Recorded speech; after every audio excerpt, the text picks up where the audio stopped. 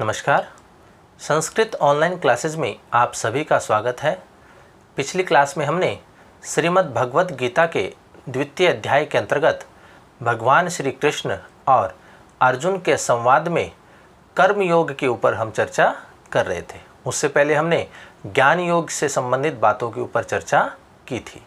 आज उसी क्रम को आगे बढ़ाते हुए कर्म योग के संबंध में भगवान श्री कृष्ण अर्जुन को किस प्रकार से समझाते हैं उसी के ऊपर हम चर्चा करेंगे।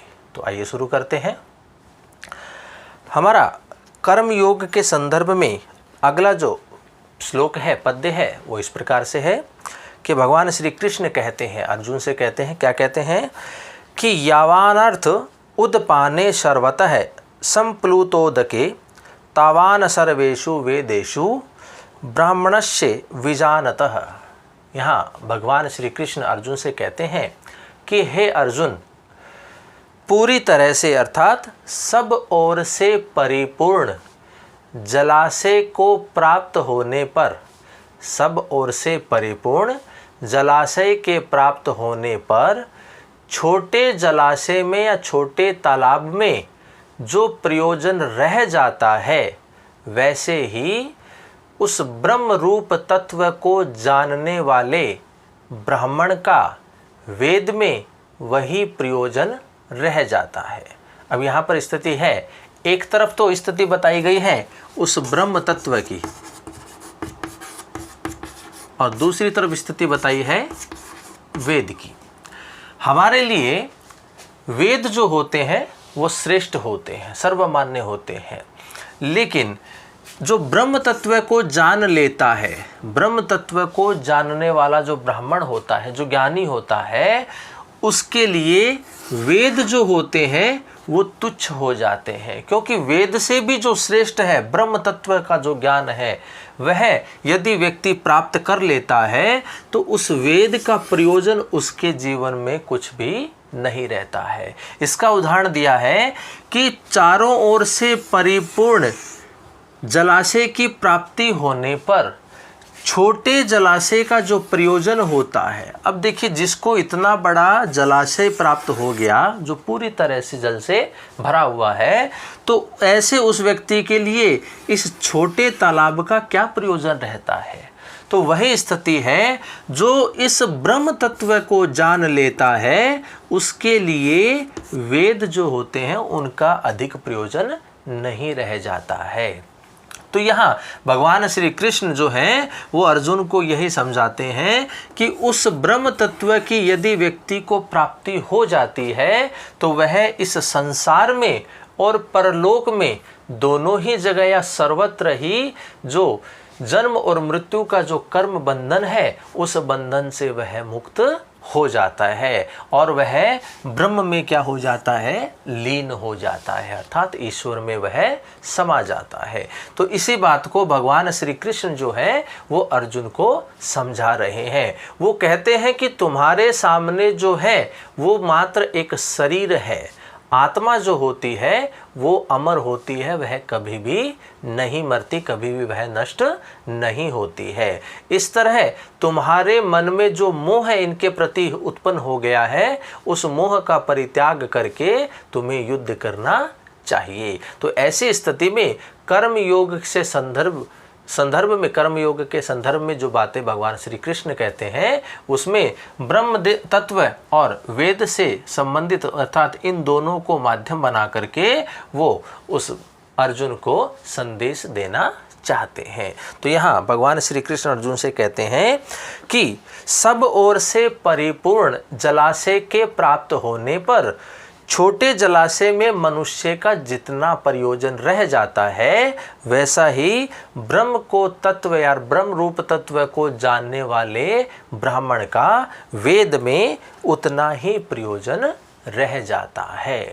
तो यहाँ इस प्रकार भगवान श्री कृष्ण अर्जुन को समझाते हैं। अगला पद देखिए, कर्मण्येवाधिकारस्ते मा फलेषु कदाचन मा कर्म फल हेतुर्भूर्मा ते संगोस्त्व कर्मणि। यहाँ भगवान श्री कृष्ण कर्म योग के संदर्भ में उसका वैशिष्ट्य जो है उसको बताते हैं। भगवान श्री कृष्ण से कहते हैं कि हे पार्थ, हे अर्जुन, तुम्हारा जो है वो कर्म करने में अधिकार है, उसके फल में तुम्हारा अधिकार नहीं है। तो भगवान श्री कृष्ण अर्जुन से कहते हैं कि तुम्हारा जो कार्य है वो केवल मात्र कर्म को करना है, कार्य को करना है। वह कार्य सफल होगा कि वह असफल होगा, उसका परिणाम क्या होगा, उसका फल हमें कैसा मिलेगा, उसके बारे में तुम्हें नहीं सोचना चाहिए। उसके लिए तुम अधिकारी नहीं हो, तुम तो केवल कर्म करने के अधिकारी हो। तो यही भगवान श्री कृष्ण अर्जुन से कहते हैं कि हे अर्जुन, तेरा कर्म करने में अधिकार है, कर्म फल में तुम्हारा अधिकार नहीं है। भगवान श्री कृष्ण आगे कहते हैं कि इसलिए तू कर्मों के फल का हेतु मत हो, कर्मों के फल का हेतु मत हो। कि ये जो कार्य है, अब यहाँ कर्म जो है, यहाँ जो कार्य है वो युद्ध करने से है। तो अब तुम्हारा इस युद्ध में हार होगी या तुम्हारी विजय होगी, तुम जय होगे अर्थात विजय को प्राप्त करोगे या तुम्हारी पराजय होगी। इसका तुम हेतु मत बनो कि तुम्हारी वजह से ही यहाँ जीत हुई है और तुम्हारी वजह से यहाँ पर हार हुई है। इस प्रकार से अर्जुन, तुम इस कर्मों के फल का हेतु मत हो। और भगवान श्री कृष्ण आगे कहते हैं कि अर्जुन, तेरी कर्म न करने में आसक्ति भी न हो। कि ऐसा नहीं है कि तू कर्म ही न करे, क्योंकि कर्म करने से तुम्हें नहीं पता कि तुम जीतोगे या तुम हारोगे, अर्थात तुम्हारा कार्य सफल होगा कि असफल होगा। इस सोच से तुम ऐसा न करो कि तुम कार्य को करो ही नहीं, अर्थात तुम्हारी कार्य न या तुम्हारा कर्म न करने में तुम्हारी आसक्ति भी नहीं होनी चाहिए। कि ऐसा नहीं है कि तुम इस भय से, इस आशंका से उस कर्म को करो ही नहीं, तो ऐसा भी तुम्हारे साथ नहीं होना चाहिए। तो भगवान श्री कृष्ण कहते हैं कि हे अर्जुन, तुम कर्म करने के अधिकारी हो, कर्म फल के अधिकारी नहीं हो। और तुम कर्म के फलों का हेतु भी मत बनो और कर्म न करने में भी तुम्हारी आसक्ति नहीं होनी चाहिए। तुम्हारा जो कार्य है, तुम्हारा जो कर्म है, उस कर्म को तुम करो। वह कर्म सफल होगा या असफल होगा, इसके बारे में तुम सोचने के अधिकारी नहीं हो। तो इस प्रकार से भगवान श्री कृष्ण अर्जुन को युद्ध करने के लिए, युद्ध के लिए तैयार करने से संबंधित इस प्रकार की बातें उनसे करते हैं। अगला पद देखिए, योगस्थः कुरु कर्माणि संग त्यक्त्वा धनंजय सिद्ध्य सिद्ध्यो समो भूत्वा समत्वम योग उच्यते। अब यहाँ पर समत्व क्या होता है? समत्व के नाम से स्पष्ट है समभाव रखना, समान भाव रखना। सुख दुख में, जय पराजय में, सर्दी गर्मी में, सुख दुख में, हर स्थिति में समान भाव रखना ही क्या कहलाता है? समत्व कहलाता है। कोई भी कार्य किया जाए, वह कार्य सफल होगा या असफल होगा या उस कार्य का परिणाम क्या होगा, उन सभी स्थितियों में समान भाव रखना ही क्या कहलाता है? समत्व कहलाता है। और यहाँ कहा गया है समत्वम योग उच्यते, समत्व ही योग कहलाता है। अब योग किसको कहते हैं? योग कहते हैं अप्राप्त की प्राप्ति का नाम ही योग है। अप्राप्त के प्राप्ति का नाम ही क्या कहलाता है? योग कहलाता है। तो यहाँ भगवान श्री कृष्ण कहते हैं कि हे अर्जुन, तू आसक्ति को त्याग करके, आसक्ति कैसी है कि वह अपने जो महानुभाव है, जो उनके गुरुजन है, जो उनके सगे संबंधी उनके युद्ध में उनके सामने खड़े हैं, उनके प्रति उनकी आसक्ति हो गई है, उनके प्रति उनका मोह हो गया है। तो भगवान श्री कृष्ण कहते हैं कि हे अर्जुन, तू आसक्ति को छोड़ करके, उसका त्याग करके सिद्धि और असिद्धि में समान बुद्धि वाला हो करके। अब यहाँ सिद्धि और असिद्धि का मतलब है कि जय और पराजय, उन दोनों स्थितियों को क्या है? समान समझ करके या समान बुद्धि वाला हो करके योग में स्थित हुआ, योग में स्थित हुआ कर्तव्य कर्मों को कर, क्योंकि समत्व ही योग कहलाता है।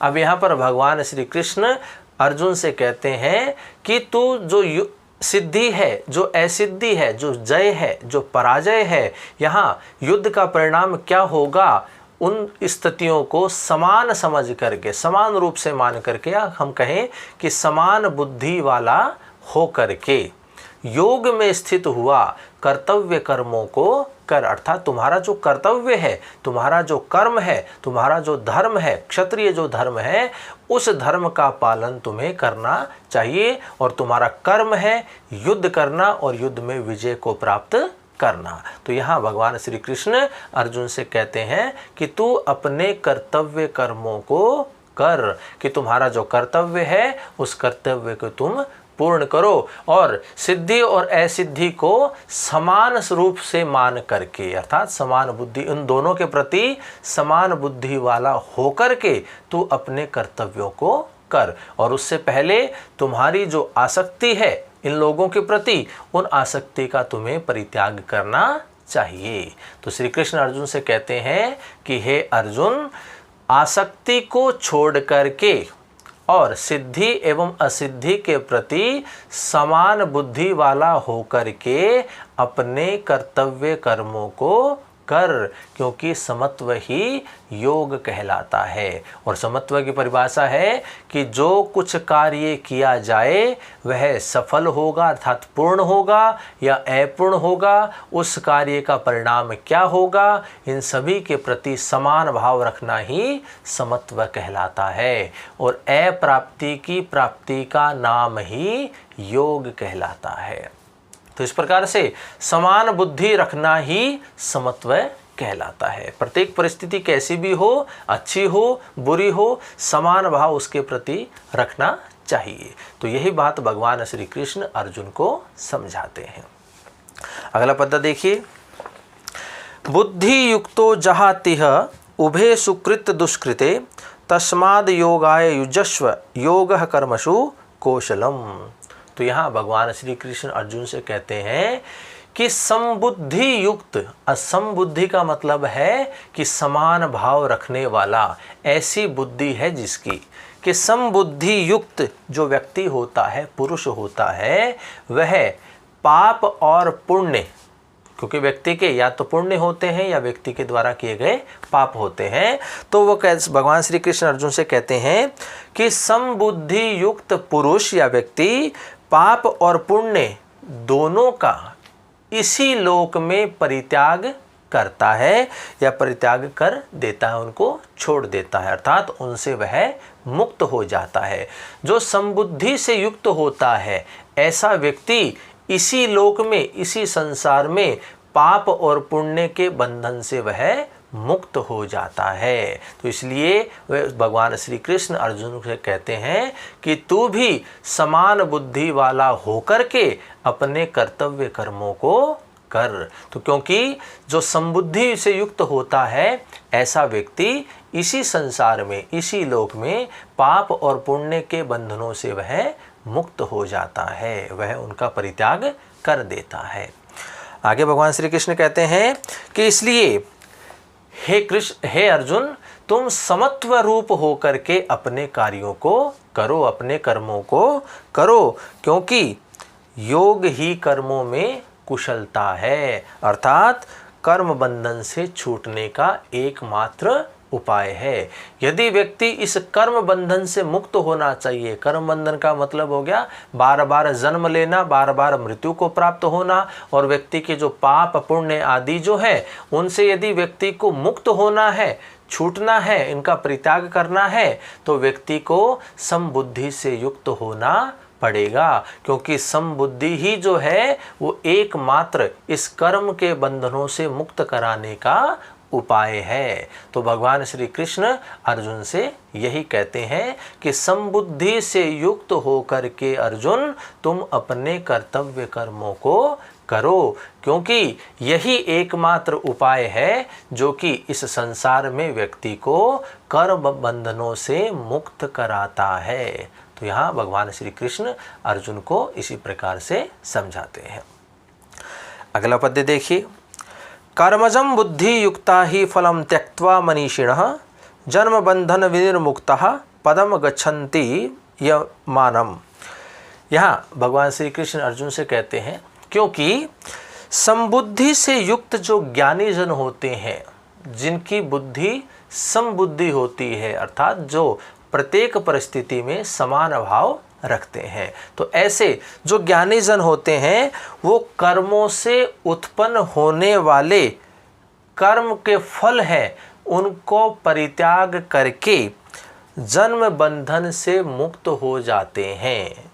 जो समबुद्धि भाव रखते हैं, जिनकी बुद्धि समत्व होती है, ऐसे वो ज्ञानी जन वो इस कर्मों से उत्पन्न होने वाले फलों को परित्याग करके, फल का त्याग करके जन्म मृत्यु के बंधन से मुक्त हो जाते हैं। तो और आगे भगवान श्री कृष्ण कहते हैं कि वे ऐसे इस प्रकार से मुक्त होकर के निर्विकार उस परम आत्मा में उस परम पद को वो प्राप्त करते हैं। तो वो मोक्ष को प्राप्त करते हैं, वो ईश्वर को प्राप्त करते हैं। जो जन्म मृत्यु के बंधन से मुक्त हो जाता है, जो कर्म फलों के बंधन से मुक्त हो जाता है, ऐसा वह ज्ञानी जन निर्विकार उस परम पद को प्राप्त करता है, अर्थात वह ईश्वर को प्राप्त करता है। तो यहाँ भगवान श्री कृष्ण अर्जुन से यही कहते हैं कि तुम्हें जन्म और मृत्यु के बंधन से मुक्त होना है, इसलिए तुम अपनी बुद्धि को समत्व रूप बनाओ, समबुद्धि से युक्त तुम हो जाओ और अपने कर्तव्य कर्मों को करो। यदि तुम इस प्रकार करते हो तो तुम इस संसार में जन्म मृत्यु रूपी जो कर्म बंधन है उस बंधन से तुम मुक्त हो जाओगे और उस निर्विकार परम पद को अर्थात उस परमात्मा को तुम प्राप्त करोगे। इस प्रकार भगवान श्री कृष्ण अर्जुन को समझाते हैं। अगला जो पद्य है हमारा उसके देखिए। यदा ते मोह कलीलम बुद्धिर्व्यतीत ऋषति तदा गंतासि निर्वेदम श्रोतव्यस्य श्रुतस्य च।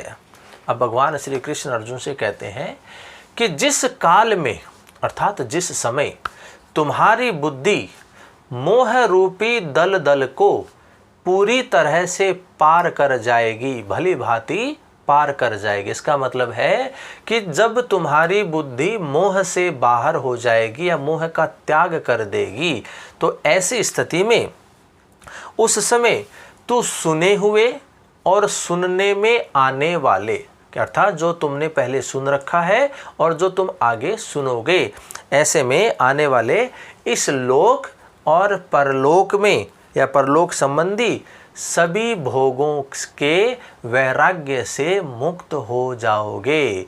कि इस लोक में और परलोक में जितने भी भोग हैं उन भोगों के प्रति तुम वैराग्य को प्राप्त हो जाओगे, अर्थात उनके प्रति तुम्हारा जो मोह है वो नष्ट हो जाएगा। तो भगवान श्री कृष्ण अर्जुन से कहते हैं कि जिस काल में या जिस समय तुम्हारी बुद्धि मोह रूपी दलदल को भली भांति पार कर जाएगी, उस समय सुने हुए और सुनने में आने वाले इस लोक में और परलोक में जितने भी भोग हैं उन भोगों के प्रति तुम वैराग्य को प्राप्त हो जाओगे, अर्थात तुम्हारा भोगों के प्रति कोई भी आसक्ति तुम्हारी नहीं होगी। तो इस प्रकार से तुम उस परम पद ईश्वर को प्राप्त कर लोगे, लेकिन उसके लिए मोह जो है तुम्हारा उसके प्रति तुम्हें अनासक्त होना पड़ेगा। तुम्हारी बुद्धि जब मोह के प्रति अनासक्त हो जाएगी, ऐसी परिस्थिति में तुम्हारे लिए इस लोक में और परलोक में समस्त जो भोग हैं उन भोगों के प्रति भी तुम्हारी बुद्धि जो है वो वैराग्य को प्राप्त हो जाएगी। इसी बात को भगवान श्री कृष्ण अर्जुन को कहते हैं। अगला पद्य देखिए। श्रुति विप्रतिपन्ना ते यदा स्थास्यति निश्चला समाधानवच्चला बुद्धिस्तदा योगम वाप्स्यसि। यहाँ भगवान श्री कृष्ण अर्जुन से कहते हैं कि भांति भांति के वचनों को सुनने से, कि कुछ किसी प्रकार से कहते हैं, कुछ किसी प्रकार से कहते हैं, तो भांति भांति के वचनों को सुनने से विचलित हुई तुम्हारी बुद्धि, क्योंकि तुम्हारी जो बुद्धि है वो विचलित हो गई है।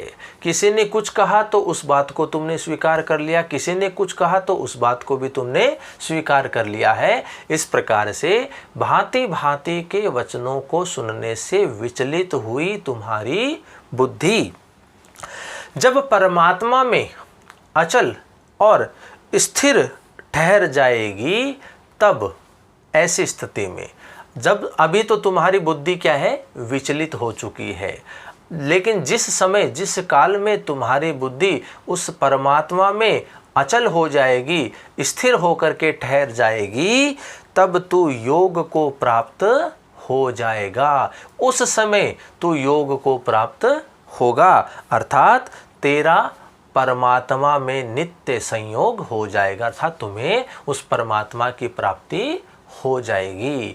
जब तुम्हारी बुद्धि जो है वो परमात्मा में स्थिर होकर के रहेगी, उसमें अचल हो जाएगी, उस समय तुम जो है उस परमात्मा में समा जाओगे, तुम्हें उस परमात्मा की प्राप्ति हो जाएगी और वही तुम्हारी स्थिति योग की होगी। तो इस प्रकार से भगवान श्री कृष्ण अर्जुन को बताते हैं।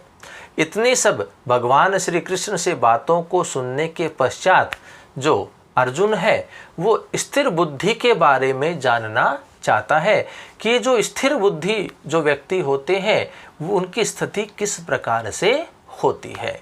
तो इसी के संदर्भ में जो अर्जुन है वो भगवान श्री कृष्ण से पूछते हैं।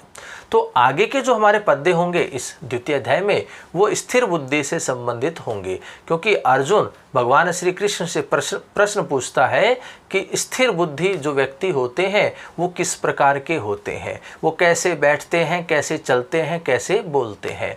तो स्थिर बुद्धि के संदर्भ में आगे के जो हमारे पद्य होंगे उनमें भगवान श्री कृष्ण अर्जुन को बताते हैं कि स्थिर बुद्धि व्यक्ति जो होता है उसकी स्थिति किस प्रकार से होती है। तो आगे के जो पद्य हैं वो हम अगली क्लास में करेंगे। स्थिर बुद्धि के ऊपर हम चर्चा अगली क्लास में करेंगे। तो आज की क्लास में इतना ही। धन्यवाद।